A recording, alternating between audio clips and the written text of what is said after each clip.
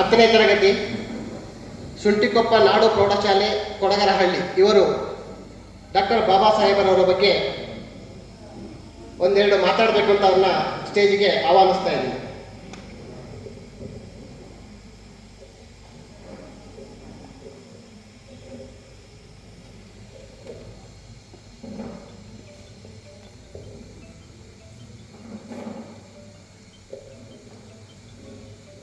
ವೇದಿಕೆ ಮೇಲೆ ಆಸೀನರಾಗಿರುವಂತಹ ಆದರಣೀಯ ಗಣ್ಯರೇ ಹಾಗೂ ಇಲ್ಲಿ ನೆರೆದಿರತಕ್ಕಂತಹ ಎಲ್ಲ ದೇಶಭಕ್ತ ಬಂಧುಗಳೇ, ಎಲ್ಲ ಮಾತಾ ಮಹನೀಯರೇ, ತಮಗೆಲ್ಲರಿಗೂ 135ನೇ ಅಂಬೇಡ್ಕರ್ ಜಯಂತಿಯ ಹಾರ್ದಿಕ ಶುಭಾಶಯಗಳು.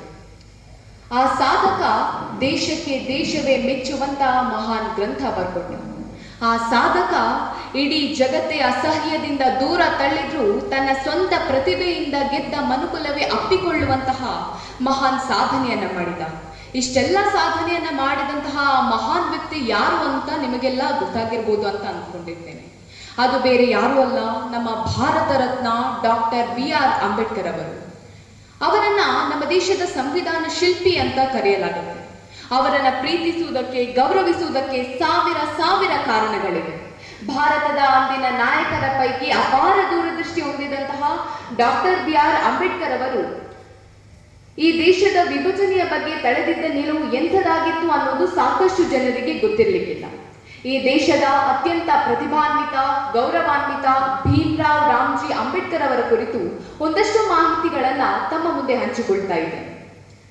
Pakistan are the partition of India, ಇದು ಭಾರತದ ವಿಭಜನೆಯ ಕುರಿತು ಅಂಬೇಡ್ಕರ್ ಅವರು ರಚಿಸಿರುವಂತಹ ಪುಸ್ತಕ. ದೇಶ ವಿಭಜನೆ ಆದರೆ ಆಗಬಹುದಾದ ಅನಾಹುತಗಳ ಬಗ್ಗೆ, ಅಕಸ್ಮಾತ್ ದೇಶ ವಿಭಜನೆ ಮಾಡಲೇಬೇಕಾಗಿ ಬಂದ್ರೆ ಏನೆಲ್ಲ ಕ್ರಮಗಳನ್ನು ತೆಗೆದುಕೊಳ್ಳಬೇಕು ಅನ್ನೋದರ ಬಗ್ಗೆ ಅತ್ಯಂತ ಸಮರ್ಥವಾಗಿ ಹೇಳಿದವರು ಡಾಕ್ಟರ್ BR ಅಂಬೇಡ್ಕರ್ ಅವರು. ನಿಮಗೆಲ್ಲ ತಿಳಿದಿರಲಿ ಅನ್ನುವ ಕಾರಣಕ್ಕಷ್ಟು ಹೇಳ್ತಾ ಇದ್ದೇನೆ. 1891 ಏಪ್ರಿಲ್ 14ರಂದು ಜನಿಸಿದಂತಹ ಅಂಬೇಡ್ಕರ್ ಅವರು ನಮ್ಮ ದೇಶದ ಸಂವಿಧಾನ ಶಿಲ್ಪಿಯಾಗಿ, ನಮ್ಮ ದೇಶದ ಕಾನೂನು ಸಚಿವರಾಗಿ, ಶೋಷಿತರ ಬದುಕಿಗೆ ಆಶಾ ಕಿರಣವಾಗಿ ಕಂಗೊಳಿಸಿದ್ದು ಕಡಿಮೆ ಸಾಧನೆ. ಅಂಬೇಡ್ಕರ್ ಅವರ ತಂದೆ ರಾಮ್ಜಿ ಅವರು ಬ್ರಿಟಿಷ್ ಸೇನೆಯಲ್ಲಿ ಕೆಲಸ ಮಾಡ್ತಾ ಇದ್ರು. ಮಧ್ಯಪ್ರದೇಶದ ಮಾಹೋ ಎಂಬ ಮಿಲಿಟರಿ ಕ್ಯಾಂಪ್ ನಲ್ಲಿ ಜನಿಸ್ತಾರೆ. ಇನ್ನು ಅಂಬೇಡ್ಕರ್ ಅವರ ತಂದೆ ರಾಮ್ಜಿ ಸತ್ಪಾಲ್ ಹಾಗೂ ಭೀಮಾಬಾಯಿ ದಂಪತಿಯ 14ನೇ ಮಗ ಅಂಬೇಡ್ಕರ್ ಅವರು. ಇನ್ನು ಅವರಿಗೆ ಭಾರತದ ಪಾಲಿಗೆ ಮಹಾಶಾಪವಾಗಿ ಕಾಡುತ್ತಿದ್ದಂತಹ ಅಸ್ಪೃಶ್ಯತೆ ಬಾಲಕ ಭೀಮ್ರಾವ್ನ ಕೂಡ ಕಾಡದೆ ಬಿಟ್ಟಿಲ್ಲ. ಶಾಲೆಯಲ್ಲಿ ಸಹಪಾಠಿಗಳು, ಶಿಕ್ಷಕರ ತಿರಸ್ಕಾರವನ್ನ, ಅಸಹಿಷ್ಣುತೆಯನ್ನ ಅನುಭವಿಸುತ್ತಲೇ ಬೆಳೆದವರು ಭೀಮ್ರಾವ್.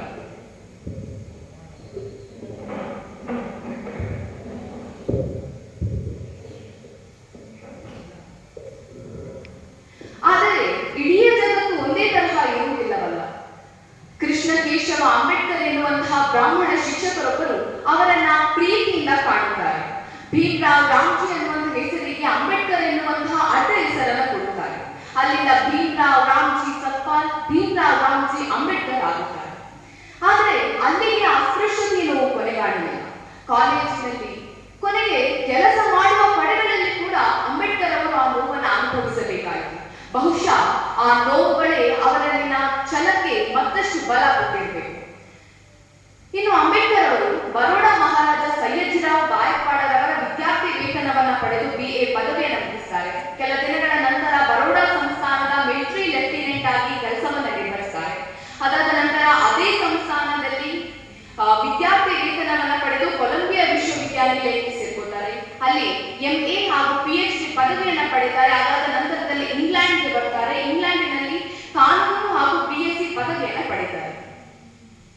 ಹೀಗೆ ವಿದ್ಯಾಭ್ಯಾಸವನ್ನೆಲ್ಲ ಅತಿ ಹೆಚ್ಚು ಶಿಕ್ಷಣವನ್ನ ಪಡೆದಂತಹ ಹೆಗ್ಗಳಿಕೆ ನಮ್ಮ ಬಾಬಾ ಸಾಹೇಬ್ ಅಂಬೇಡ್ಕರ್ ಅವರಿಗೆ ಸಲ್ಲುತ್ತದೆ. ಅಷ್ಟೇ ಅಲ್ಲದೆ ಅಮೆರಿಕದಲ್ಲಿ PhD ಪಡೆದಂತಹ ಮೊಟ್ಟ ಮೊದಲ ಭಾರತೀಯ ಅನ್ನುವಂತಹ ಹೆಗ್ಗಳಿಕೆ ಕೂಡ ನಮ್ಮ ಅಂಬೇಡ್ಕರ್ ಅವರಿಗೆ ಸಲ್ಲುತ್ತದೆ. ಹೀಗೆ ವಿದ್ಯಾಭ್ಯಾಸವನ್ನೆಲ್ಲ ಮುಗಿಸಿಕೊಂಡು ಬಂದಂತಹ ಅಂಬೇಡ್ಕರ್ ಅವರು ಸಾಮಾಜಿಕ ಕಾರ್ಯಗಳಲ್ಲಿ ತಮ್ಮನ್ನ ತಾವು ತೊಡಗಿಸಿಕೊಳ್ಳುತ್ತಾರೆ.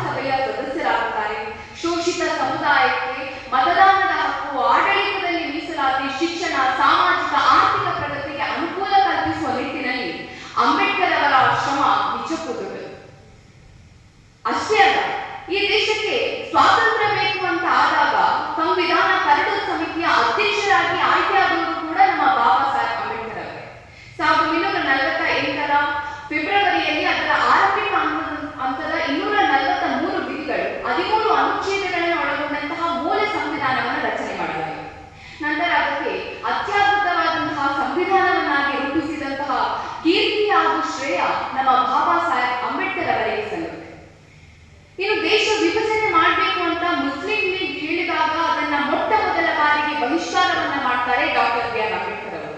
ಅವರು ಜಿನ್ನಾರ ಮನವೊಲಿಸುವ ಪ್ರಯತ್ನವನ್ನ ಮಾಡ್ತಾರೆ. ಆದ್ರೆ ದೇಶ ವಿಭಜನೆ ಅನಿವಾರ್ಯ ಅಂತ ಬಂದಾಗ ಸರ್ಕಾರ ಏನೆಲ್ಲ ಕ್ರಮಗಳನ್ನ ತೆಗೆದುಕೊಳ್ಳಬೇಕು ಅನ್ನೋದರ ಬಗ್ಗೆ ಅತ್ಯಂತ ಸ್ಪಷ್ಟವಾಗಿ ಹೇಳುತ್ತಾರೆ. ದೇಶದ ಖಜಾನೆ ಹಾಗೂ ಆಸ್ತಿಪಾಸ್ತಿಗಳಲ್ಲಿ ಎಚ್ಚರ ವಹಿಸಬೇಕು. ಆ ಬಗ್ಗೆ ಸರಿಯಾದ ಯೋಜನೆ ರೂಪಿತವಾಗಬೇಕು.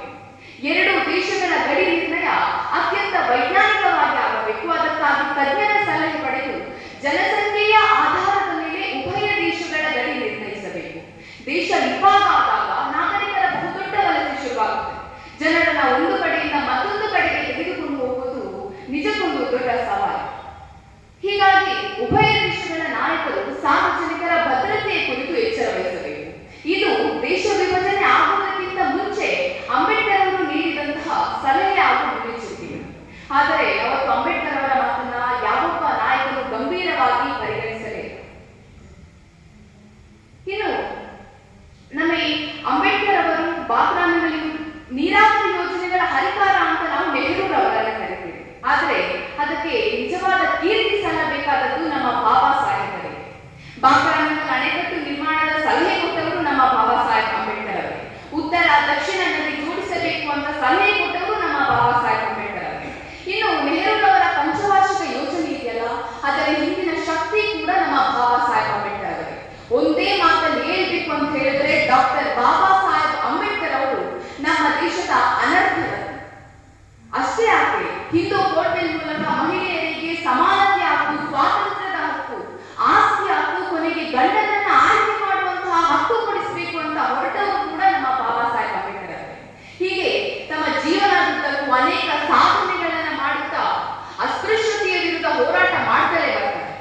ಅಂಬೇಡ್ಕರ್ ಅವರ ದೇಶಭಕ್ತಿ ಎಷ್ಟಿತ್ತು ಅಂತ ಹೇಳಿದ್ರೆ 44 ಜನ ಸ್ವಾತಂತ್ರ್ಯ ಹೋರಾಟಗಾರರ ಪರ ನ್ಯಾಯಾಲಯದಲ್ಲಿ ಅವರು ಮಾತನಾಡುವಾಗ ಅವರ ಹೆಂಡತಿ ತೀರಿ ಹೋದ ಸುದ್ದಿ ಕೇಳಿದ ನಂತರವೂ ಕೂಡ ಅವರು ವಿಚಲಿತರಾಗದೆ ನ್ಯಾಯಾಲಯದಲ್ಲಿ ವಾದವನ್ನ ಮಂಡಿಸಿ ಆ 44 ಜನರ ಗಲ್ಲು ಶಿಕ್ಷೆಯನ್ನ ರದ್ದುಪಡಿಸಿ ಅವರನ್ನ ಬಿಡುಗಡೆಗೊಳಿಸಲಾಯಿತು. ಬ್ರಿಟಿಷರು ದಲಿತ ಸಮುದಾಯಕ್ಕೆ ಒಂದು ಪ್ರತ್ಯೇಕ ರಾಷ್ಟ್ರ ನೀಡುವುದಕ್ಕಾಗಿ ಹೇಳಿದಾಗಲೂ ಕೂಡ ಯಾವುದೇ ಅಧಿಕಾರಕ್ಕೆ ಆಸೆ ಪಡೆದೆ ಅವರು ಭಾರತದ ಏಕತೆಗೆ ಮುದ್ರೆ ಒತ್ತಿದರು. ಅವರೇ ನಮ್ಮ ಡಾಕ್ಟರ್ ಬಿ.ಆರ್. ಅಂಬೇಡ್ಕರ್ ಅವರು. ಕೊನೆಗೆ ಬೌದ್ಧ ಧರ್ಮ ಸ್ವೀಕಾರದ ನಿರ್ಧಾರವನ್ನ ಮಾಡಿ 5 ಲಕ್ಷ ಅನುಯಾಯಿಗಳೊಂದಿಗೆ ಬೌದ್ಧ ಧರ್ಮವನ್ನ ಸ್ವೀಕಾರ ಮಾಡ್ತಾರೆ. 1956ರ ಡಿಸೆಂಬರ್ 6ರಂದು ದೆಹಲಿಯ ತಮ್ಮ ನಿವಾಸದಲ್ಲಿ ಇಹಲೋಕದ ಯಾತ್ರೆಯನ್ನು ಮುಗಿಸಿದರು. ತಮ್ಮ ಜೀವನದ ಕೊನೆಯ ಘಟ್ಟದಲ್ಲಿ ಕೂಡ ಈ ದೇಶದ ಅಸ್ಪೃಶ್ಯತೆಯನ್ನ ತೊಲಗಿಸಲಿಕ್ಕೋಸ್ಕರ ಅವರು ಹೋರಾಟವನ್ನ ಮಾಡ್ತಾರೆ. ಬದುಕಿನ ಸಾವು, ನೋವು, ಅವಮಾನಗಳನ್ನ ಛಲ ಬಲವನ್ನಾಗಿ ಪರಿವರ್ತಿಸಿಕೊಂಡ ಡಾಕ್ಟರ್ ಬಾಬಾ ಸಾಹೇಬ್ ಅಂಬೇಡ್ಕರ್ ಅವರು ಇಡೀ ಮನುಕುಲಕ್ಕೆ ಆದರ್ಶವಾಗಿ ನಿಲ್ಲುತ್ತಾರೆ. ಬಾಬಾ ಸಾಹೇಬ್ ಅಂಬೇಡ್ಕರ್ ಅವರು ನಮ್ಮ ದೇಶದ ಸಂವಿಧಾನ ಶಕ್ತಿ, ಮಹಾನ್ ವಿದ್ವಾಂಸ, ಆಧುನಿಕ ಭಾರತದ ಕನಸುಗಾರ ಡಾಕ್ಟರ್ ಬಾಬಾ ಸಾಹೇಬ್ ಅಂಬೇಡ್ಕರ್ ಅವರು. ಡಾಕ್ಟರ್ ಬಾಬಾ ಸಾಹೇಬ್ ಅಂಬೇಡ್ಕರ್ ಅವರ ಒಂದು ತತ್ವಗಳನ್ನ ನಮ್ಮ ಬದುಕಿನಲ್ಲಿ ಅಳವಡಿಸಿಕೊಳ್ಳುವ ಮೂಲಕ ಈ ಒಂದು ಡಾಕ್ಟರ್ ಬಿ.ಆರ್. ಅಂಬೇಡ್ಕರ್ ಜಯಂತಿ ಅತ್ಯಂತ ಮಹತ್ವಪೂರ್ಣವಾಗಿ ಆಗಲಿ ಅಂತ ನಾನು ಈ ಸಂದರ್ಭದಲ್ಲಿ ಆಶಿಸ್ತಾ ಇದ್ದೇನೆ. ಮತ್ತೊಮ್ಮೆ ತಮಗೆಲ್ಲರಿಗೂ 135ನೇ ಅಂಬೇಡ್ಕರ್ ಜಯಂತಿಯ ಹಾರ್ದಿಕ ಶುಭಾಶಯಗಳು. ಧನ್ಯವಾದ.